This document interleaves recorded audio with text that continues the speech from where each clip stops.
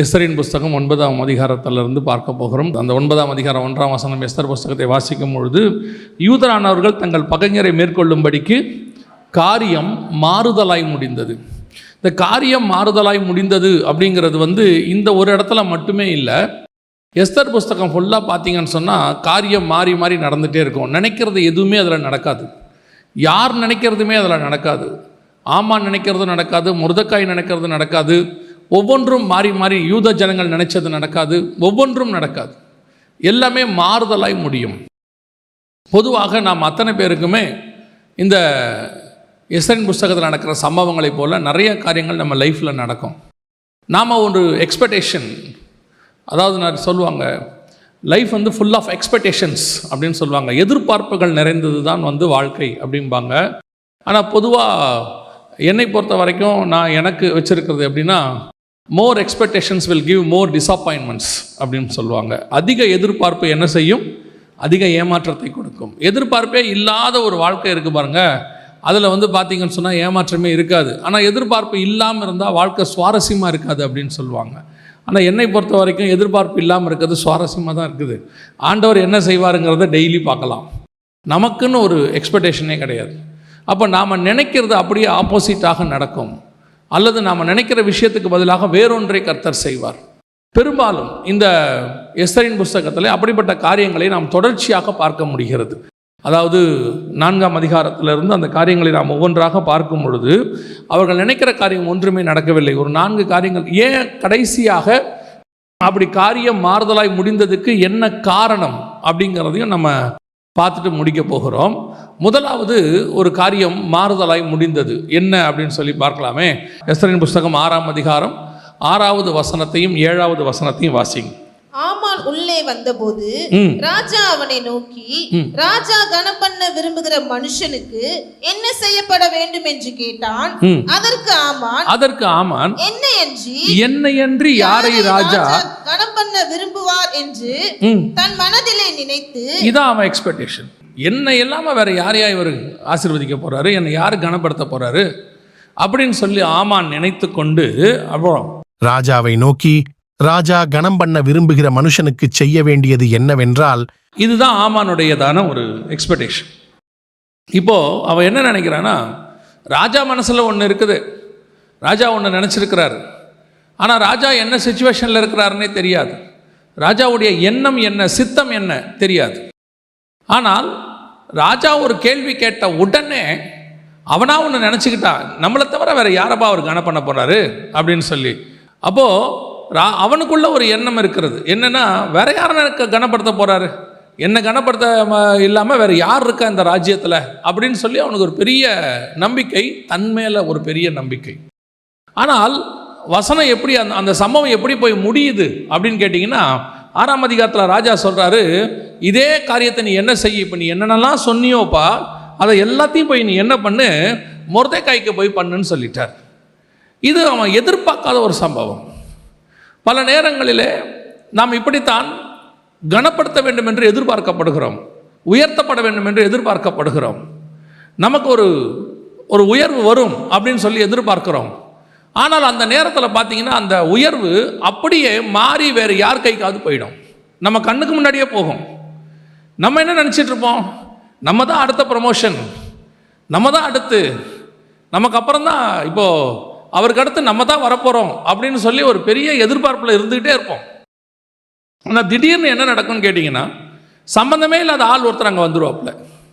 இதில் என்ன ஆகும்னு கேட்டிங்கன்னு சொன்னால், இந்த ஆமான் கொஞ்சம் பரவாயில்லன்னு போய் நான் என்னன்னு கேட்டால், ஆமான் அப்படி சொன்ன உடனே ஆமான் தன்னை பற்றி நினச்சிக்கிட்டு ஐயோ பயந்து வீட்டுக்கு ஓடிட்டான்.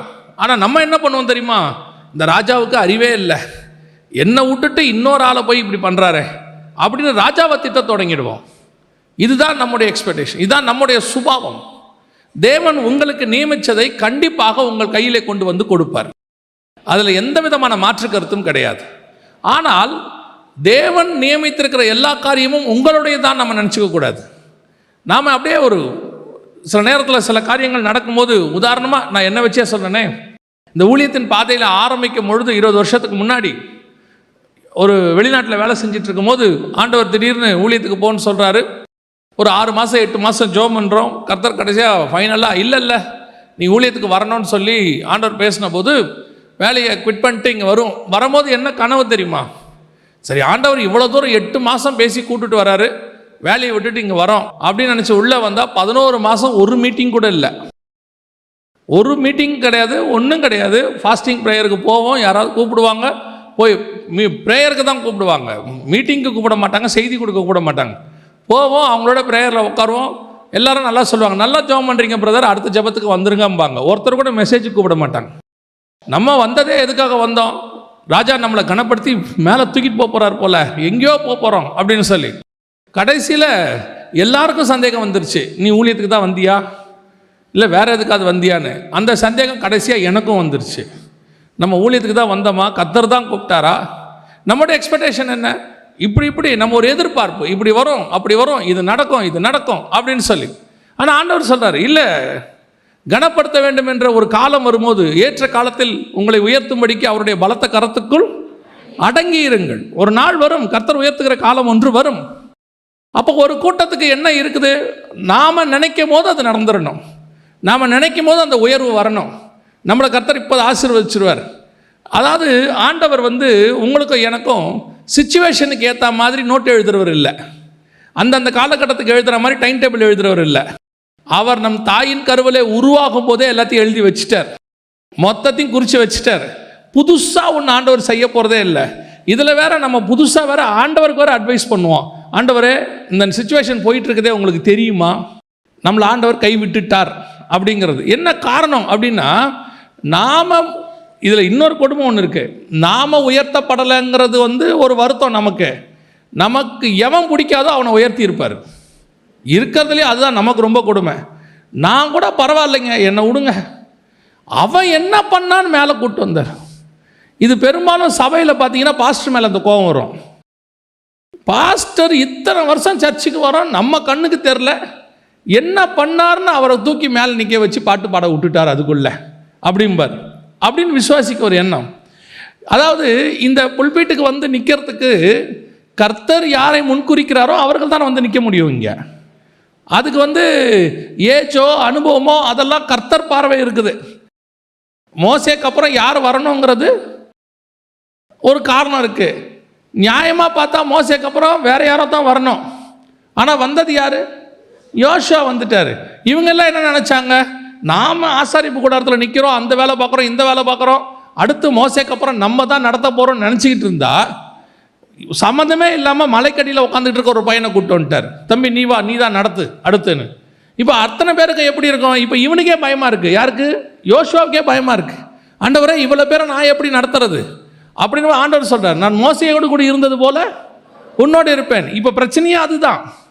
மோசே கூட இருக்கும்போது தான் அவனுங்க இவ்வளோ பிரச்சனை பண்ணானுங்க. மோசே கூட இருக்கும்போது தான் முறுமுறுத்தானுங்க.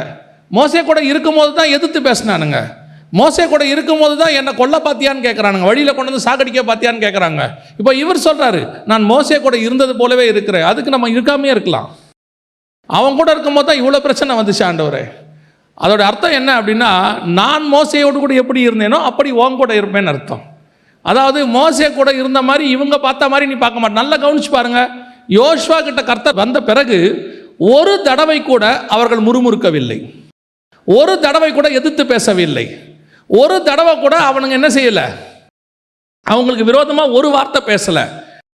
கானான் போய் சேர்ற வரைக்கும் பொறுமையாக இருந்தானுங்க. எதுக்கு உங்களுக்கு சொல்கிறேன் தெரியுமா? சில நேரத்தில் கர்த்தர் யாரை உயர்த்த வேண்டும் என்று வைத்திருக்கிறார்ன்றது கர்த்தருக்கு நல்லா தெரியும். இவனை கொண்டு வந்து இந்த நேரத்தில் இப்படி உயர்த்தினா அது நல்லதாக முடியும் அப்படின்னு ஆண்டவருக்கு தெரியும். காட் ப்ரீ பிளான்டு எல்லாமே.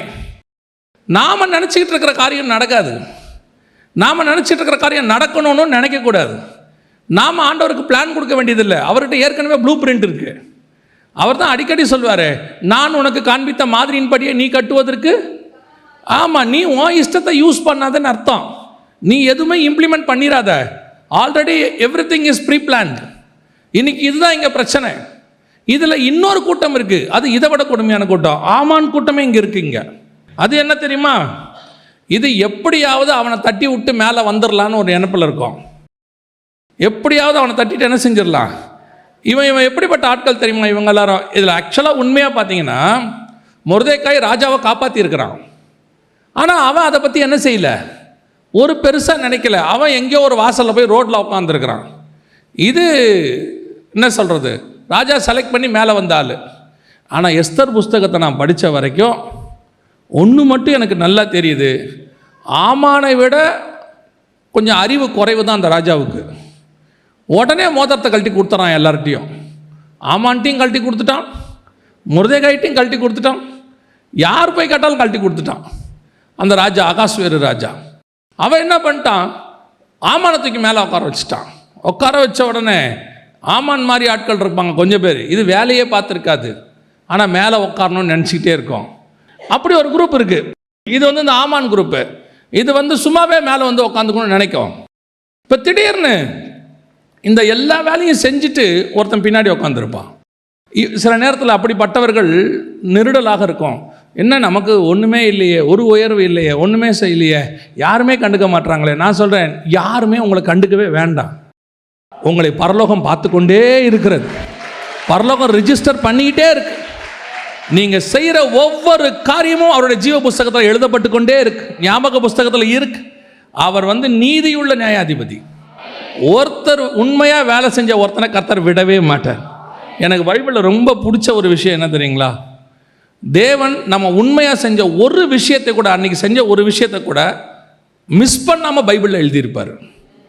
இந்த யாபேசுங்கிறவன் யாருனாவது உங்களுக்கு தெரியுமா? எதை பற்றி, அவனை பற்றின எந்த குறிப்பாவது உங்ககிட்ட இருக்குதா? ஆனால் அவன் பண்ண ஒரு ஜெபம் மட்டும் அதில் இருக்கும். அவன் உண்மையாக ஒரு ஜெபம் பண்ணியிருக்கான். அந்த ஒரு ஜெபத்தை கூட விடாதபடிக்கு கர்த்தர் அதில் மென்ஷன் பண்ணி வச்சிருக்கிறார். அதையே மென்ஷன் பண்ணி வச்சிருப்பாருன்னா, நீங்கள் தேவனுக்கு உண்மையாய் செய்த அத்தனை காரியங்களையும் கர்த்தர் முன்குறித்து தான் வச்சிருக்கிறார். இன்றைக்கி பெரிய பெரிய ஊழியக்காரங்களாம் இருக்கிறாங்கல்ல, இவங்கெல்லாம் இன்றைக்கி பெருசாக இருக்கும் போது தான் நீங்கள் பார்க்குறீங்க, சரியா? ஆனால் இவர்கள் ரட்சிக்கப்பட்ட புதுசில் அவங்க சபையில் அவங்க எவ்வளோ உண்மை உள்ளவர்களாக இருந்தாங்கன்னு கர்த்தர் பார்த்ததுனால தான் இன்றைக்கி அவங்க பெரிய ஊழியக்காரராக மேலே உட்காந்துருக்கிறாங்க. ஆண்டவர் யாரையும் சும்மா கொண்டு மேலே உட்கார வைக்கிறது இல்லை. சும்மா இருந்துட்டு போட்டோம். நம்ம சாமுவேல் பார்த்தீங்கன்னு சொன்னால், தாவீது அண்ணன் இந்த ஈசாயோடைய முதல் பையனை பார்த்த உடனே என்ன பண்ணிடுவார் தெரியுமா? எழுந்திரிச்சு போய் அபிஷேகம் பண்ண போயிடுவார் ராஜாவா. அப்போ ஆண்டவர் சொல்வார், நீயோ முகத்தை பார்க்கிறாய், நானும் இருதயத்தை பார்க்குறேன். ஆள் பார்த்தா வாட்ட சாட்டமாக இருக்கான். அப்படி பார்த்த உடனே ஓ சூப்பர், இவனை தான் ராஜாவாக இருக்கும் போல அப்படின்னு சொல்லிட்டு இவன் ஏந்திரிச்சு போயிட்டான். ஆனால் தாவீது வரும்போது பார்த்தீங்களா, சாமுவேல் என்ன பண்ணுவான்னு, அவனை பார்த்தாலே, இப்போது 8 பேர் வீட்டில் 7 பேர் இல்லைன்னு ஆகிப்போச்சு. அப்போ மிச்சம் ஒருத்தன் தான் இருக்கான். அப்போ யாராக தான் இருக்கணும்? ராஜா. இது நார்மல் காமன் சென்ஸ் இல்லையா? Normal common sense. 8 கால் பூச்சிக்கு எத்தனை கால்னு கேட்ட மாதிரி. அப்போ பாருங்கள், 8 பேர் வீட்டில் இருக்கான், 7 பேர் இல்லைன்ட்டாரு. அப்போ கண்டிப்பாக யார் தான்? 8ஆவதா உள்ளவன் தான். ஆனால் தாவீது வரும்பொழுது வசனம் சொல்லுகிறது, கர்த்தர் சாமுவேலை பார்த்து நீ எழுந்து அவனை அபிஷேகம் பண்ணு என்றார். அப்படின்னா என்ன அர்த்தம்? தாவீது வரும்போது இவர் என்ன பண்ணியிருக்காரு? உட்காந்தே இருக்காரு. ஆனால் முதல் பையன் வரும்போது என்ன பண்ணிட்டாரு? அது என்னன்னா, இவர் வெளியே பார்க்குறாரு, வாட்டா சட்டமாக இருக்கான். இவர் வரதை பார்க்குறாரு. இவன் பார்த்தா வனாந்தரத்தில் ஆடு மேய்ச்சிட்டு நல்லா வேர்க்க விறுவிறுக்க தம்பி ஓடி வரான். நல்லா சோப்பாக தான் இருக்கான் பையன், பார்க்கறதுக்கு சிவந்த மேனி உள்ளவன் இருக்கு. ஆனால் ராஜா மாதிரி இல்லை இல்லையா? பார்க்கறதுக்கு என்ன மாதிரி இல்லை? ராஜா மாதிரி இல்லை. ஆனால் கர்த்தர் பார்வைக்கு அவன் தான் ராஜா. கர்த்தர் பார்வைக்கு அவன் ராஜாவாக தெரிகிறான். அதே தேவன் தான் இன்னும் உங்களையும் என்னையும் பார்த்து கொண்டே இருக்கிறார். அதே தேவன் தான் உங்களை என்னையும் செலக்ட் பண்ணி கொண்டு இருக்கிறார். ஏன் இன்னைக்கு செலக்ட் பண்ணார்? இன்னைக்கு சில பெரிய ஊழியக்காரங்களாம் அன்றைக்கி ஒரு 15 வருஷத்துக்கு முன்னாடி வெளிப்படுத்தின விசேஷம் ஒரு பைபிள் ஸ்டடி எடுக்கிறதுக்கு என்னை வர சொல்லியிருந்தாங்க ஒரு நாட்டில். ஸோ ஃப்ளைட்லாம் டிக்கெட்லாம் போட்டு கொடுத்தாங்க. போய் இறங்கிட்டு ஏர்போர்ட்டில் நிற்கிறேன். அவர் ஒரு சீனியர் பாஸ்டர். அவர் வந்தார். அவர் அப்போ தான் என்னை பார்க்குறாரு. ஃபஸ்ட்டு காரை விட்டு இறங்கினார். இப்படி என்னை பார்த்தாரு. நீங்களா வெளிப்படுத்தின விசேஷம் எடுக்கிறீங்க அப்படின்னாரு. ஆமாண்ண. எந்த பைபிள் காலேஜ் படிச்சிங்கன்னாரு. எந்த பைபிள் காலேஜும் போகலன்ன. சரி வாங்க. இவ்வளோ தான் வரவேற்பு. அவர் எதிர்பார்த்தது என்னன்னா, வெளிப்படுத்தின விசேஷம்னா நல்ல ஆள் பார்க்க ஸ்டவுட்டாக, நல்ல ஹைட்டாக, கம்பீரமாக ப்ரைஸ் த லார்ட் அப்படி அந்த ப்ரைஸ் த லார்டை கொஞ்சம் ஏற்ற இறக்கத்தோடு சொன்னால் தான் நல்ல ஊழியக்கார். தெரியுமா உங்களுக்கு? வேத பண்டிதராக இருந்தால் அவர் எப்படி சொல்லணும் ப்ரைஸ் த லார்டை? பிரைஸ் தி லார்ட், நல்லா இருக்கீங்களா? அப்படி கேட்டால் தான் அவங்க பாஸ்டாக ஒத்துப்பாங்க ஒரு காலத்தில். இப்போ என்னெல்லாம் அவங்க ஒத்துக்கவே இல்லை ஆரம்பத்தில். அதுவும் வெளிப்படுத்தின விசேஷம்னா ஒத்துக்கவே இல்லை. கன்ஃபார்மாக நான் எடுக்க மாட்டேன்னு முடிவு பண்ணிட்டாங்க. எதுக்கு சொல்கிறேன், வெளியே பார்க்குறாங்க, ஆனால் கர்த்தர் பார்த்து வச்சிருக்கிறார். இன்னைக்கு இல்லை, நீ முதல்ல உன் சபையில் ஒரு நாள் பாய் போட்டல்ல, ஒரு நாள் உங்கள் சபையில் உட்காந்து பெருக்குனீங்கல்ல, யாருக்கும் தெரியாத போது டாய்லெட்டை க்ளீன் பண்ணீங்கல்ல, அன்னைக்கே கர்த்தர் முடிவு பண்ணி வச்சிருக்கிறார். ஒரு நாள் உனக்கு ராஜவஸ்திரம் தரித்து குதிரையின் மேல் உட்கார வைத்து உன்னை ஊர் முழுக்க இவன் என்னுடைய பையன் என்று சொல்ல வைப்பேன் என்பதை கர்த்தர் அன்னைக்கே நிர்ணயம் பண்ணிட்டார். காரியம் மாறுதலாய் முடிந்தது. எல்லாரும் நினச்சாங்க இவன் தான் சொல்லி, அவனே நினச்சா நான் தான் சொல்லி. ஆனால் கர்த்தருடைய பார்வை மொர்தெக்காயின் மேல் இருக்கிறது. எப்பவுமே நினச்சிக்காதீங்க எல்லாத்துக்கும் நம்ம தானும் நினச்சிக்க கூடாது. ஆண்டவர் சிலரை உயர்த்தும் போது இன்னொரு விஷயத்தையும் நல்லா புரிஞ்சுக்கோங்க. இதில் கர்த்தர் ஒருத்தனை உயர்த்தும் போது அந்த உயர்வுக்கு நீங்கள் ஒப்பு கொடுங்கள். புரியுதா? இவனுக்கா இந்த ஆளுக்கா அதெல்லாம் என்னால் முடியாது. சவுலை தேவன் ராஜாவாக ஏற்படுத்தின உடனே ஜனங்கள் என்ன சொன்னாங்களாம், பேலியாளின் மக்கள் என்ன சொன்னாங்களாம், இவனா நமக்கு ராஜா. பல நேரங்களில் நம்ம அப்படி தான் இருக்கிறோம். சிலரை கர்த்தர் உயர்த்தும் போது, வேலை ஸ்தலத்தில் நீங்கள் இருப்பீங்க, உங்களை விட கொஞ்சம் எக்ஸ்பீரியன்ஸ் கம்மியான ஆளாக இருப்பார், படிப்பு குறைவாக இருப்பார், திடீர்னு அந்த ஆளை தூக்கி உங்களுக்கு மேலே உட்கார வச்சுருவாங்க. ஏன் தெரியுமா கர்த்தர் அப்படி வைக்கிறாரு? உன்னுக்குள்ளே இருக்கக்கூடிய அந்த பெருமைகள் கொஞ்சம் இருக்குது, அதையெல்லாம் உடைக்க வேண்டும் என்று கர்த்தர் விரும்புகிறார். கர்த்தர் ஒருத்தனை உட்கார வைக்கும் போது மேலான அதிகாரத்திற்கு நீங்கள் கீழ்ப்படிய வேண்டியது அவசியமாக இருக்கிறது. ஒரு தம்பி திடீர்னு அவங்க அப்பா இறந்துட்டார். ஆனால் அவங்க அப்பா அதுக்கு முன்னாடியே அவனை பாஸ்டராக உருவாக்கி எல்லாம் ரெடி பண்ணிட்டார். ஆனால் ஒரு நாள் இறந்துட்டார். இப்போ அந்த தம்பி அப்படியே பாஸ்டர் ஆன உடனே அதுக்கு முன்னாடி இருந்த ஜென்ரேஷன் ஒன்று உட்காந்துருக்குல்ல உள்ள, அவர்களுக்கு இவனை ஏற்றுக்கொள்வது எப்படி இருக்கும்? கஷ்டமாக இருக்குது. எப்படி இருக்குது? நான் பார்த்து விளையாடின பையன், நான் பார்த்து வந்த பையன், இவனா நமக்கு போதிக்கிறான் அப்படின்னு என்ன செய்ய முடியும்? ஏலிகிட்ட பேசிக்கிட்டு இருந்த ஆண்டவர் திடீர்னு சாமுவேல்கிட்ட பேச ஆரம்பிச்சிட்டாரு. சாமுவேல்கிட்ட பேச ஆரம்பித்தா ஏலி எவ்வளோ கெட்டவன் தான், ஆனால் அவங்ககிட்ட ஒரு நல்ல குணம் இருந்துச்சு. கர்த்தர் சாமுவேல்கிட்ட பேசுகிறாருன்னு தெரிஞ்ச உடனே கர்த்தர் என்ன சொன்னார்னு கை கட்டி கேட்க ஆரம்பிச்சிட்டான். ஆண்டவர் உனக்கு என்ன சொன்னாரோ அதை எனக்கு சொல்லு. ஆண்டவர் சில நேரங்களில் உங்களுக்கு மேலாக ஒருத்தரை உட்கார வைக்கும் போது நீங்கள் வயதில் பெரியவர்களாக இருந்தாலும் அனுபவத்தில் பெரியவர்களாக இருந்தாலும், இந்த சர்ச்சில் உட்காந்துட்டு ஒரு 30 தடவை 40 தடவை பைபிளை மொத்தமாக படித்து முடிச்சிருப்பாங்க. அவங்களுக்கு மேலேருந்து எது பேசினாலும் அவங்களுக்கு என்ன ஆகாது? சாட்டிஸ்ஃபையே ஆகாது. இதெல்லாம் நான் அந்த காலத்திலேயே கேட்டேன், இதெல்லாம் அவர் அன்னைக்கே பேசிட்டார். இப்படி பேசிக்கிட்டு ஒரு குரூப் உட்காந்துருக்கோம். இன்னைக்கு ஒரு சபைக்குள்ளே உட்காந்துக்கிட்டு இந்த ஆமான் மாதிரி என்னைத்தான் கனம் பண்ணுவார் ஆகும். ஆண்டவர் சொல்றாரு, நீ இல்லை, வேற ஒருத்தன் இருக்கான். அந்த வேற ஒருத்தனை கனம் பண்ணும் போது ஏற்றுக்கொள்ளக்கூடிய மனப்பக்குவம் வரணும். ஃபர்ஸ்ட் அக்செப்ட் பண்ணணும். எல்லாத்துக்கும் எல்லாரையும் கர்த்தர் என்ன செய்யறதில்ல, செலக்ட் பண்ணுறதில்ல. ராஜாவாக இருக்கிறதுக்கு தாவீது தான் கரெக்டு, ஆனால் தளபதியாக இருப்பதுக்கு யோவாப் தான் கரெக்டு. அவனை தான் அங்கே செலக்ட் பண்ண முடியும். யோவாப் நினைக்கக்கூடாது, நான் ஏன் ராஜாவாக இருக்கக்கூடாது, நான் தான் சண்டை போட்டு இந்த தாவீது ராஜாவாக இருக்கிற பல யுத்தத்துக்கு நான் தான் நல்லா பண்ணியிருக்கிறேன், நான் ஏன் ராஜாவாக இருக்கக்கூடாது? நீ இருக்க முடியாது தம்பி, நீ ராஜாவாக இருக்க முடியாது. ஏன்னா அது அபிஷேகம். கர்த்தர் அவனை மேலே உட்கார வச்சிருக்கிறாரு. உனக்கு இன்னொரு அபிஷேகம், அவனுக்கு உதவி செய்கிற அபிஷேகம். பல நேரங்களிலே நான் மொர்தெக்காயாய் இருக்க வேண்டும், ஆமான் மொர்தெக்காயாய் மாறவே முடியாது. காரியம் மாறுதலாய் முடிந்தது. இந்த எக்ஸ்பெக்டேஷன் வச்சுக்காதீங்க. ஆண்டவருக்கு தெரியும் நீங்கள் செய்கிற காரியங்களை கர்த்தர் பார்த்து கொண்டே இருக்கிறார்.